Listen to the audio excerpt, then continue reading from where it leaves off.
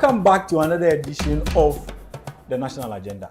You know, on this show, we discuss all the pressing national issues. And today, there's another pressing issue. Another strike again. CETAG has decided to go on a nationwide strike. We understand that the College of Education Teachers Association of Ghana have declared an indefinite strike. And it is coming on the backdrop of unpaid all year-round allowance for work compensation. Also on the backdrop of outstanding book and research allowances. And then also on the backdrop of unpaid book and top-up research arrears. There is also another fascinating issue on this topic. And it's just a matter of those who had a master's degree have been downgraded.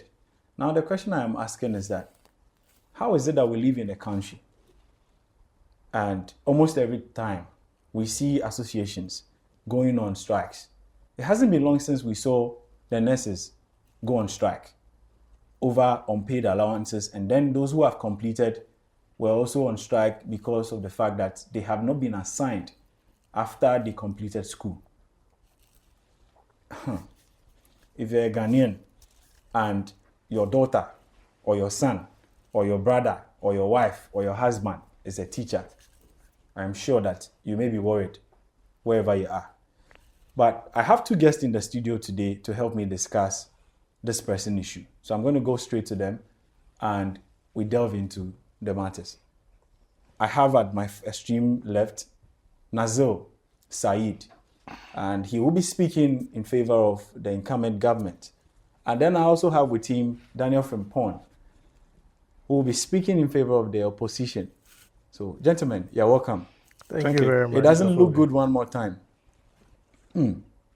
Our country is beginning to turn into a strike zone where everybody is seen on the streets demonstrating. If not demonstrating, people who are supposed to be on duty are sitting at home because of something they see to be very important to them. And we can't, overlook these things they are asking for. Let me come straight to you, Nazir. What is the government's initial response to the CETAG strike? Ofobi, thank you very much. And I want to send out greetings to the well-meaning, the over 35 million Ghanaians, and also to the teacher trainee students across the length and breadth of the country. I mean, they are being shortchanged with their teachers being out of class. But I mean, when you have a good and listening government, it is important that all unions, every facet of the society comes out to voice out their grievances, something they have been suffering over the past decade. They have to come out and talk about it, such that this government redresses some of these issues for them. This strike was imminent. It was coming, following the presser, somewhere in 27th November from the CETAG president, Mr. Maxwell Bunu. It was evident that in no time we're going to see an industrial action by the College of Education Teachers Association of Ghana. I mean, what is it on the back of? In May 2023, there was an arbitrary award by the NLC, National Labour Commission. Indeed, in 2021, they were made to work extra hours. They worked all year round. That is where the all year round allowance comes in, because during the peak of COVID, they were made to stay in class and tutor our students all year round. And as a matter of fact, they were promised a 1 month salary as remuneration way back 2021, which has not been paid. 2021. And also there were 4 years on, as part of the arbitrary award in 2023, when the NLC concluded with them, there was supposed to be payment of their book and research allowances to them, which unfortunately from that time to somewhere this year, the payment hadn't been done. They also complained about the top-up, book and research allowance top-up for certain institutions, like specifically Akokeri Training College. And that pains me, being a boy from the Adansi area. Akokeri is more like another interesting campus that we familiarize ourselves with extensively. And they mentioned that even as part of the book and research allowances, as part of the arbitrary award, only Accra College of Education had received part payment, and a reminder of about 36 colleges of education have not received the allocation. But as of today, from our engagements with the Professor Ahmed Jinapo of CETAG, he intimated that the worries of these teachers have come to an end. I mean, they also made another complaint that based on the following the migration to the public university structure, some of their tutors, their lectures have been shortchanged. Ofobi, the arrears that were owed them from the all year round work allowance and what have you, from the GTEC's perspective, from Professor Ahmed Jinapo's perspective, these payments as of this year have been made. Okay. And it's going to hit their accounts. So it's not in their account yet. Some have hit their accounts, some have not yet. I mean, when you look at the meeting that they had with the NLC and the ministry and co, the president, Honorable Mr. Maxwell Bunu, mentioned that the government was even not in tune. The lawyers that they met were not having a fair idea of the issues. They had to rebrief them on some of the things that were happening. And they expressed their regret in what was happening, and they promised them that indeed they are going to do everything on their part to make sure that this is released. And the meeting they had earlier this month confirmed to them that indeed the NLC, the Ministry of Education, had done its part, and processes had been pushed to the Ministry of Finance to make final payments. I mean, one interesting thing that Professor Ahmed Abdullah Jinapo mentioned was that with regards to the migration to the public university structure, you see, many of our teachers in the College of Education are eligible to tutor with their masters. And in the College of Education sector, these lecturers are called tutors. And they hold master's degree and what have you.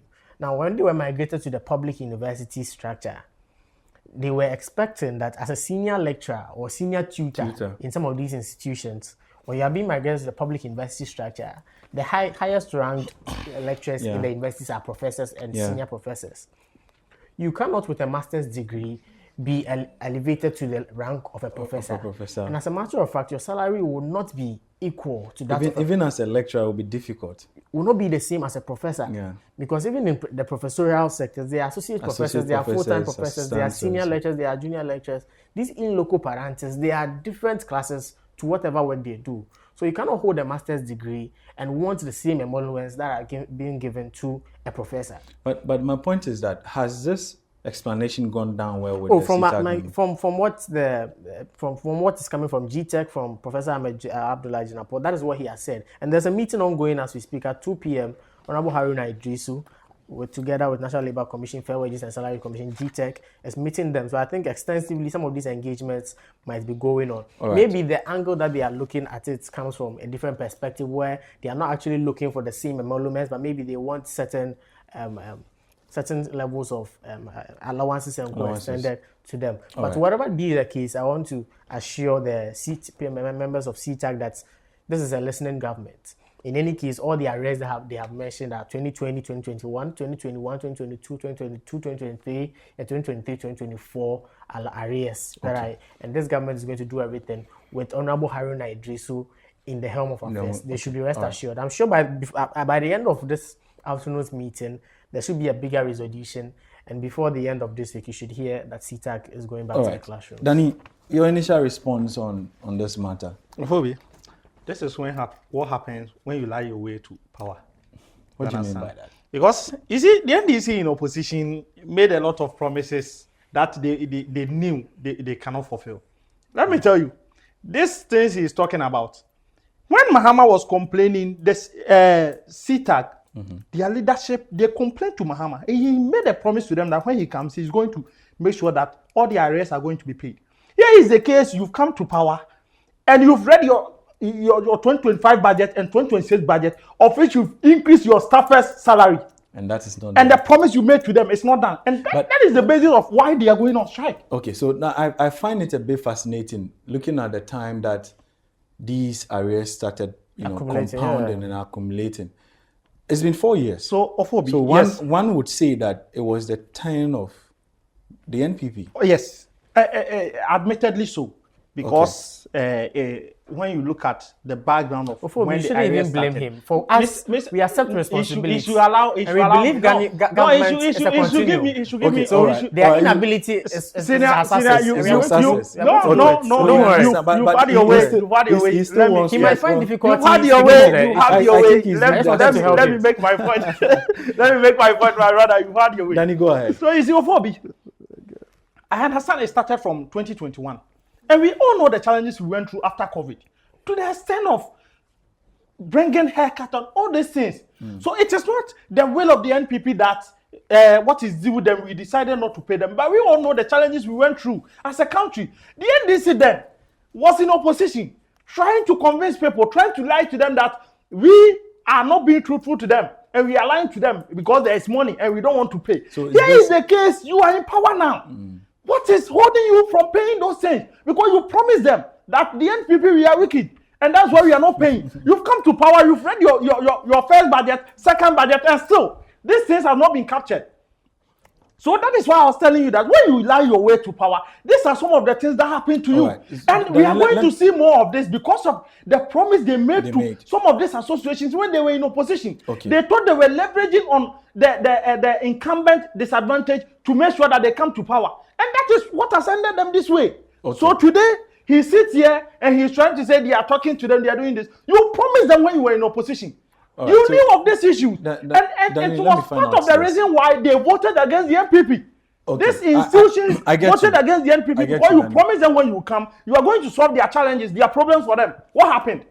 What is happening now? Okay, Daniel, they should be truthful to them. Fine, they should be truthful to them. Let me come back to you, Nazir. These things that the CETAG is talking about definitely is a matter of welfare, right? Now, I find it a bit worrying if we as a country must always sit down and wait for a group of people to agitate before we give them what is due them. Especially when this group of people are not just like anybody. They are people that without them, state ceases to function. And you know, teachers are very key when it comes to our development as a country, when it comes to human development, building capacity. Teachers are very key. Should we always sit down and see these things happening? It hasn't been long since we saw the nurses go on strike. And now we are seeing CETAG. Who knows who will be next? These are issues of welfare. What is the incumbent government, what is the government doing to make sure that these things become a thing of the past? Ofobi, thank you very much. So as I've mentioned, that we respect the fact that indeed government is a continuum and they are going to take responsibility for the inactions of the erstwhile administration, and we are going to live up to the billing. And I can say on authority that from the remarks from the Director General of the Ghana Tertiary Education Commission, Professor Ahmed Abdullahi Jinapo, he stated unequivocally that as of the start of this year, payments of these allowances had resumed. So it is not out of the agitation that the payment has started. The payment had already resumed. Hence, the government is being proactive in many of these tangents, and we do not foresee any strike of this manner because indeed, teachers are a striking force. We are not a particular government that says that if you want to be rich, you do not become a teacher. We believe that the teachers must be held in high esteem and must be compensated accordingly. And that is why you see the reset will hit every sector of the economy. And as a matter of fact, I repeat, on authority, just as Professor Ahmed Abdullahi Jinapo has mentioned, that the payment had already commenced as of January 2025, that everything is in motion, and every member of CETAG who had been shortchanged over the past 4 or 5 years is going to receive his or her enumeration in due time. And that is going to be a thing of the past when we are in this administration of reset. Nazir, let me ask you this. I was about to find out in our earlier conversation what the government is even doing. Would there be a sit-down meeting? But you alluded to the fact that that is already in place. One worry I have is that, you know, normally when these strikes are happening, okay, the academic calendar is disrupted and academic activities ceases. How do we move forward as a country if we must always allow strikes to happen at the detriment of people who have paid school fees to be educated? Are there any plans the government seeks to put in place that so that going forward we are not affected in that regard? Because people are in school, and if they are on strike, it means that people are not getting educated. We are losing track of our curriculum, and that will affect us in the long run. So what is the government doing in this regard? Okay, so Ofobi, the National Labour Commission, with regards to such industrial actions, has a binding protocol with all labor unions on how and manner the procedure they should go, the hierarchies they should adopt before an industrial action comes into the conversation. And I think many of these unions have been lenient in applying some of these, because it starts from somewhere. There has to be a prior engagement. Before there has the to be intense stakeholder engagement. Before the It is strike. when many of these engagements are not proving any form of fruition, it's not bearing fruition. That is when we advance to different stages. And as a matter of fact, he mentioned, as I intimated earlier, there was a presser on November 27th. And after this presser, the government had engaged them on 2 different occasions.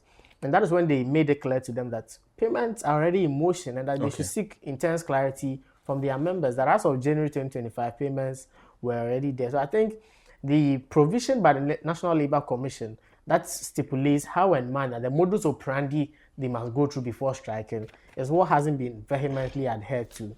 And I think if going forward we vehemently adhere to this and we strengthen the stakeholder engagement, I'm sure if they had met the minister prior to this industrial action, I'm sure, or met with Professor Abdullah Jinapo and known that payments are already in motion, the Ministry of Finance is probably doing it in budgets, I think they wouldn't have been here. Danny, let me come back to you. Do you think that these strikes are going to end anytime soon? No. Why do you say The so? answer is straight no. Because NDC in opposition thought they were doing the NPP by trying to create an impression that we are bad people and we are bad government. And they promised these people that when they come to government, they are going to be their first priority. When he was talking, he alluded to the fact that a certain president, a certain former president said that if you want to be rich, you cannot be a teacher. You see, in this country, we are not being truthful to ourselves. It is a bitter truth that the president said, but people misconstrue it because, Mr. Ofobi, if you have a president who have the teachers at heart, who increases his presidential staff's salary by 67%, look at the amount of salary the presidential staffers will take together with their allowances, and you increase the teacher's salary by 9%. Ask yourself, within these 4 years of Mahama government, the presidential staffers whose salary has been increased by 67% and the teachers, who is going to be rich? Let's be frank with ourselves as a Ghanaians. Who is going to be rich within these 4 years? So if the former president said that if you want to be rich, you don't venture into teaching, he's right. It is a better truth because the presidential staffer whose salary has been increased by 67%. It may be right, but you know, if you take this out of context, it is also. Why would you take it out of context? No. I mean, people understand things from so many. So that is why I am saying. So that is why I said that it is a better truth, but people misconstrue what he is saying and thought it but it from is different also, angles. it may be a better truth, but it's also a demotivating factor. It is not demotivating factor. Sometimes we have to be frank with ourselves as Ghanaians. We should tell ourselves the truth. So and you that think, is you why, think the teachers are Mr. not Ofobi, important? No, that's not that. You see, you are misconstruing what the president said and you are misinterpreting it. Okay. And that is the problem. The evidence because if the president, is clear. no, why did the president say so? Okay, Absolute tell us. disrespect for our social workers. You see what he's saying. preposterous. So Ofobi, Because you are substantiating the argument. Ofobi, I am telling you that all of these things are some of the things that the NDC ride on Okay. to tell the teachers that this is what the NPP is telling you, but when we come to power, this is what we are going. But they end up in power and they increase their presidential staffers by 67% and they increase yours by 9%. He keeps but repeating Mr. the fact Ofobi that forgetting that No. increasing his staffers 67%, it means they are going to be richer than the teachers. No.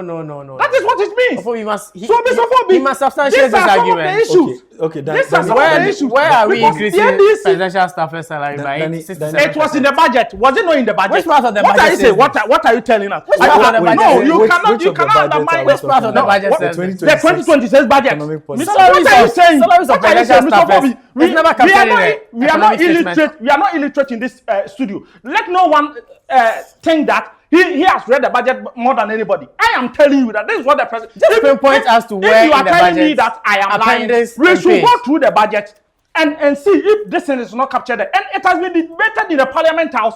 MPs have spoke about it. Ministers have spoke about it. So what are you saying? Former ministers, the former appointees of Akufo-Addo have spoke about it. So what are you saying? Danny, Members of Parliament have spoke about it on the floor. So what are you saying? I get your point perfectly. So I am But saying that for- what I am saying is for that the sake of Ofobi, Ofobi, what I am saying is that Okay. all these things are happening and the strike will continue to go on because the NDC lied their way to power.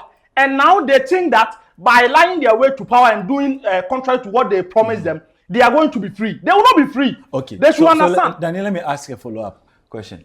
What does the opposition seek to do? Are you going to join hands with the government to see to it that some better reforms are put in place so that we see an end to this?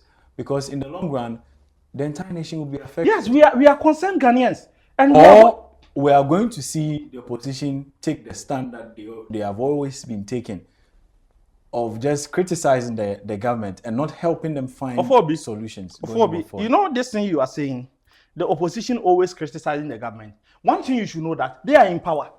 So if there is a challenge, there is a problem, and they see it that we need opposition's view to help us solve this issue, and they invite us. The lawmakers, Mr. Ofobi, the lawmakers. No, but you should know. You should know. Despite the lawmakers, you should know if the lawmaker is not invited for a meeting, a stakeholders meeting, to see the way forward of helping to make sure that this thing doesn't happen. How can he contribute?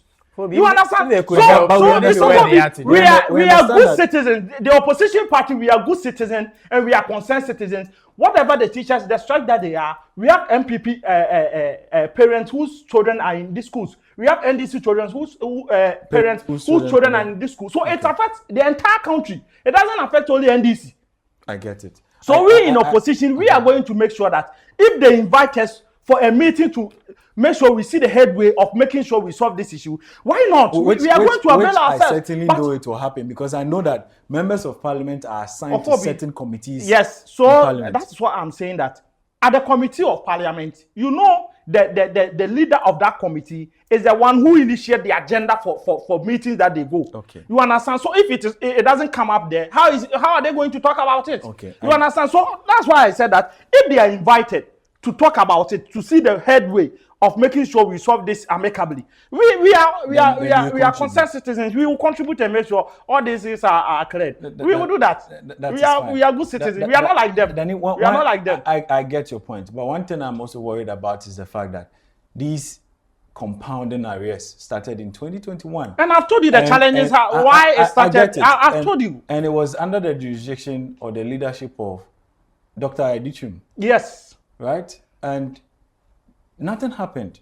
So, Ofobi, when you say that's why I'm a bit worried. Ofobi, when you say nothing happened, I have told you how these things came about, the challenges we went through at that time, of which we couldn't pay this arrears. So you want to accept the fact that there has been challenges. So that's what I'm saying, that we are good citizens. When we unlike them, if it was them, they will ride on it. That's what they did. When they were in opposition and we had these challenges, instead of them to join hands with the NPP so that we solve this amicably, they ride on it. They ride on it and campaign against the NPP that when they come, they are going to make sure these things are not there. Okay, and that is why these strikes and all these things are happening to them. But we are good citizens. We will join hands with them and make sure we solve it amicably. Thank you so much, Danny. Nazir, your final words before you go. It is funny that they say they fell into this trap because of the aftermath of COVID. When you receive 100 million from World Bank, 1 billion from IMF. What challenges again are you talking about? Failure to pay. COVID affected the entire world. The entire world. Okay. And economies were doing better. In any case, Bloomberg reports have already mentioned that as of 2018, 2019, the economy was already looking downward. It was about crashing. Okay. Now we go into COVID and come back, and we are amongst the few sub-Saharan African countries that benefited huge financial benefits with regards to COVID-19. Because we manage it well. You enjoy 1 billion, 100 million. You know how we different manage tranches. the economy. Today, Can we let him? And the president said he's going to make sure he saves millions Danny, and bring back the economy. After receiving millions and millions of dollars, you sit here and lambast them. You try to how do you call it? Identify yourself as being a struggling government. When you obviously have mentioned that you didn't prioritize teachers, and teachers are not supposed to be rich candidate people. Whenever he travels out, the Western world, he goes and admits it there. But when he comes to this country, he comes and teachers. I get you. So that's what he was doing. Nazir has the floor. You mentioned that teachers are not supposed to be rich already, so we understand your position of not wanting to pay That's them not what their due allowances. That after COVID, you receive 1 billion IMF, 100 million World Bank, and you still complain of hardship. This is palpable falsehood. I want to also state on authority that 67% increase of presidential staff allowance that he's saying is palpable falsehood. It's a big lie. As I mentioned, it is allocation to. Don't worry. It's significantly an allocation to government machinery. It's an entire government machinery. Machinery. So they strike the averages. So the presidential don't they fall under the government machinery? What are you saying? Hold on for me, Danny. Exactly what I was about to ask. You know that the presidential staffers, some way, somehow, form a part of the government machinery. Yes, they are part. Danny, should I give you my seat? No, you continue. Continue. So we know that they form a part of it. So one would say that if that amount of money is attributed for that kind of purpose, then certainly the NPP may have enough grounds to say that this amount of money has been assigned. Legitimately, the freedom of you can say what. So he cannot say it's a palpable lie. He cannot say it's a palpable lie. It's not freedom of speech. We are speaking to facts. What is captured in the budget? He mentioned that. What is he saying? We are speaking about what is captured in the budget. Can you let him finish? He mentioned that parliamentarians argue about it, and anytime if you visit parliament, you hear them. The minority has always argued about this. But what do you expect them to do? What do you expect them to do? Let him finish. They are there to keep the government on toes, to make sure they do the right thing. So what do you expect from the minority? I think that maybe they are doing their job. Maybe this time you should. No, but when he's saying something that it's not, I have to come in and correct it. So the minority has always raised that's their job. Arguments, which I repeat, palpable falsehood, and they've always constantly been corrected by the majority side of the house, but they seem to want to ride on the propaganda. But I believe the good intentions of the people of Ghana will still hold up high. The petty propaganda will not hold. That's what they did, and it brought them to power. The petty propaganda. You did petty propaganda, you come to power. You are now following petty propaganda. When you were in opposition, you are benefiting from it. This time. You are benefiting from it. Danny, let's allow him. The government is in full control of issues, and we are going to make sure that every sector of the Ghanaian political landscape is reset. So we are not going to fall for their petty accusations. As I mentioned to you the other time, now the Office of Government Machinery has a whole lot of collapsed ministries that work under them. So they are civil servants, they are public servants, and what have you, that are all still in there. So when you make the argument that presidential staffers' salary have been increased by 67, you may as well say that the civil servants, the public servants who are in these ministries have also seen a significant. Why don't you make a convenient argument? You see the element he's doing. The public servants you are talking about at the Faster House, are they equal to the teachers out there? What are you saying? The teachers' own has been increased by 9%. So you make a convenient. No, you don't do that comparison. You don't do that comparison. As a government, let's get no. I want to touch on wrap up many of the issues that he said. That I know that we keep saying that we lied ourselves our way to power, and it's a big insult to the average Ghanaian. For the average Ghanaian, discerning Ghanaian to kill, having experienced 8 years of hardship, decided to vote for the National Democratic Congress, and you sit here to denigrate the intelligence. I said you lied to them. You lied to them. Ofobi, I can lie to you. And when I come, I will give you this. Once I come, I don't give you. I lied to you. That's fine. You lied to them. I get it. So you should get that point. I said you lied to them. I get it. You lied to them, and they fought for your life. I get it. If they fought for your life, the average Ghanaian was not discerning enough. It's not about being discerning. Lies from Dr. Bamia and Co. would have also fallen on the good side of the argument for them to vote for them. But unfortunately, that is why they didn't vote for us. The average Ghanaian was you had the opportunity, you lied to them. The average Ghanaian was able to decipher the truth from the lies, the propaganda from the facts, and they've given us the Lord. You are and I'll continue to reiterate. I'll continue to reiterate that the goodwill that the people of Ghana have given to us will continue to be same, as we are going to act in an appropriate manner and make sure whatever is due the average Ghanaian is actually given to them. So, as I mentioned, CETAG should be heading back to class anytime soon from their engagements that's ongoing with the Minister for Education, and the research agenda is always on, as I always say. Thank you very much. All right. Thank you, gentlemen, for...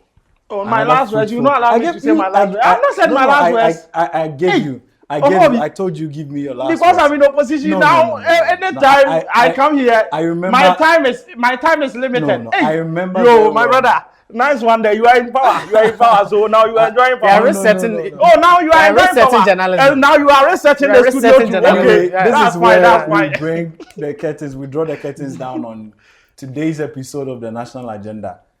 You've heard it from my guest in the studio, gentlemen. Thank you so much. CETAG, wherever you are.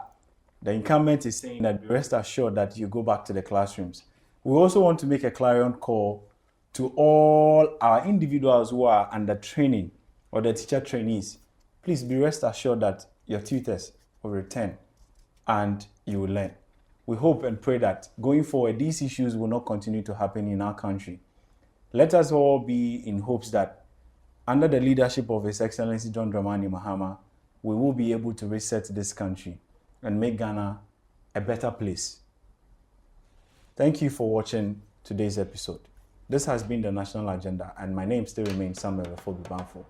Let's get interactive on all our social media handles and subscribe to our YouTube channel.